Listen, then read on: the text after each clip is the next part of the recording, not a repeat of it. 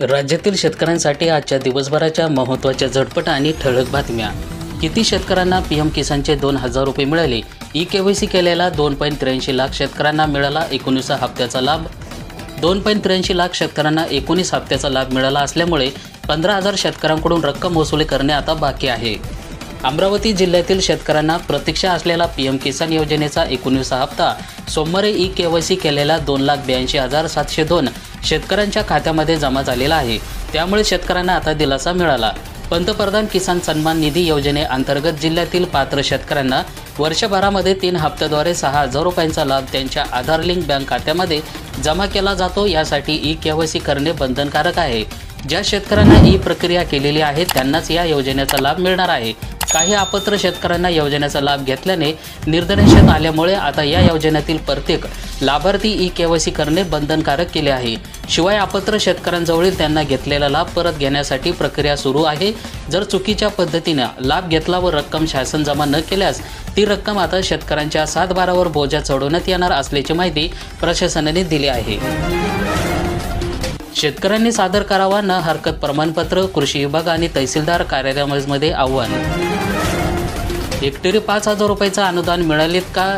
सन 2023 खरीप हंगामात भाव पडल्यामुळे कापूस आणि सोयाबीन उत्पादक शेतकऱ्यांना अर्थसहाय्य देण्यासाठी शासनाने 5,000 रुपये प्रति हेक्टर कमाल 2 हेक्टरच्या मर्यादेमध्ये देण्याचे जाहीर केले होते. सदर योजनेच्या लाभासाठी जिल्ह्यातील 4,749 शेतकऱ्यांना अर्ज केले होते. त्याची माहिती सुद्धा ऑनलाईन अपलोड करण्यात आली आहे. परंतु 2,600 शेतकऱ्यांना ई-केवायसी न केल्यामुळे शेतकऱ्यांना अर्थसहाय्य योजनेचा लाभ मिळाला नाही. खरीप हंगाम 2023 मध्ये ई पीक पाहणी केलेल्या कापूस सोयाबीन उत्पादक शेतकरी तसेच खरीप 2023 मध्ये ई पीक पाहणी पोर्टलवर नोंद केली नाही त्याआधी त्यांच्या खरीप 2023चा 7/12 उतार्यावर कापूस किंवा सोयाबीन पिकांची नोंद आहे. असे वैयक्तिक व सामूहिक खातेदार हेक्टरी 5,000 रुपयांच्या अर्थसहाय्यात पात्र ठरले होते. डाळी झाल्या स्वस्त, आता चेहऱ्यावर आनंद. तर गृहिणींना दिलासा, आणखीन दर कमी होण्याची प्रतीक्षा. दर कमी झाल्यामुळे डाळी खरेदीला पसंती देण्यात येत आहे.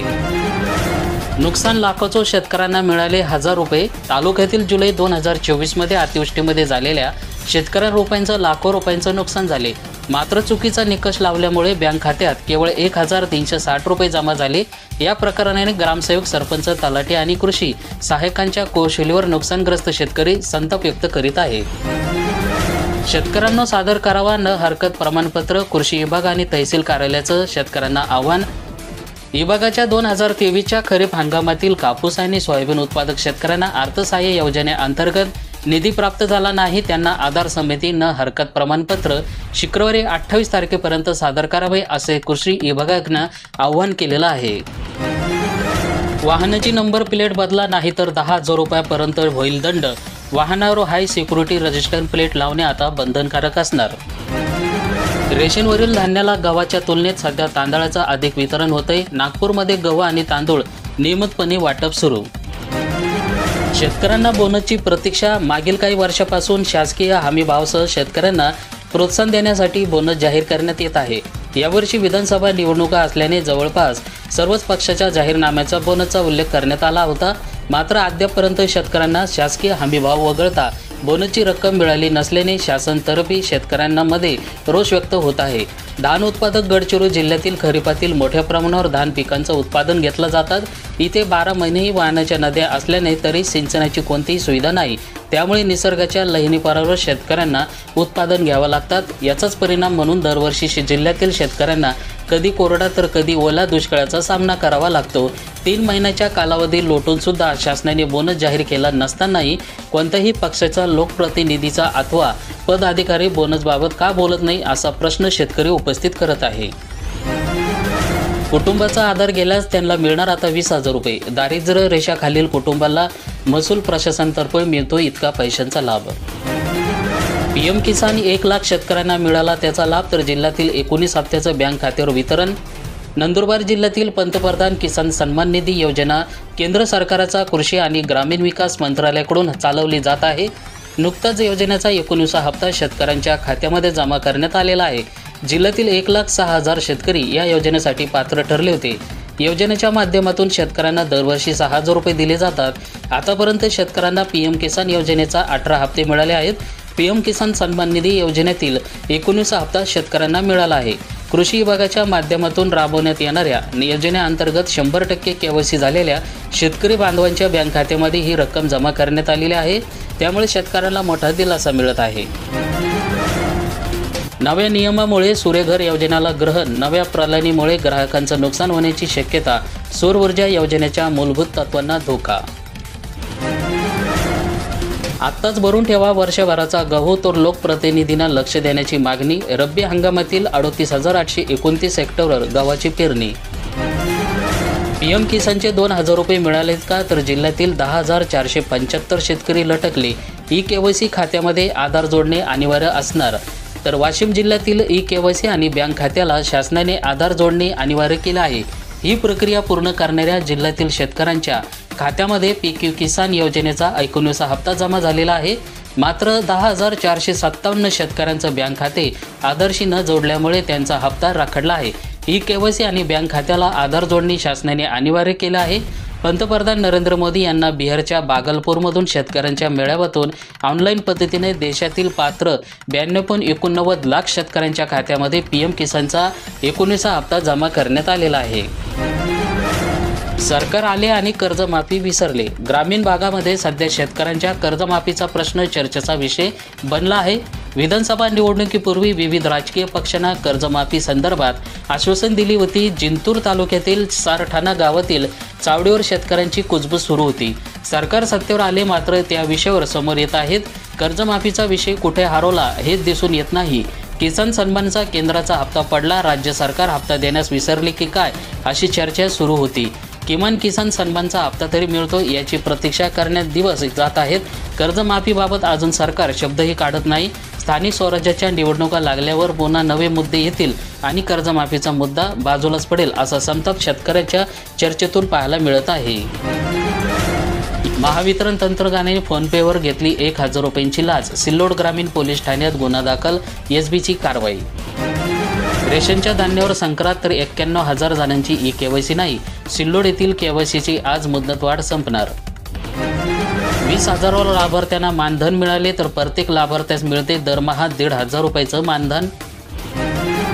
31 मार्चपूर्वी शेतकऱ्यांना पीक कर्ज माफ करा, काँग्रेसचे जिल्हा सचिव चक्रधर मेटे यांची मागणी।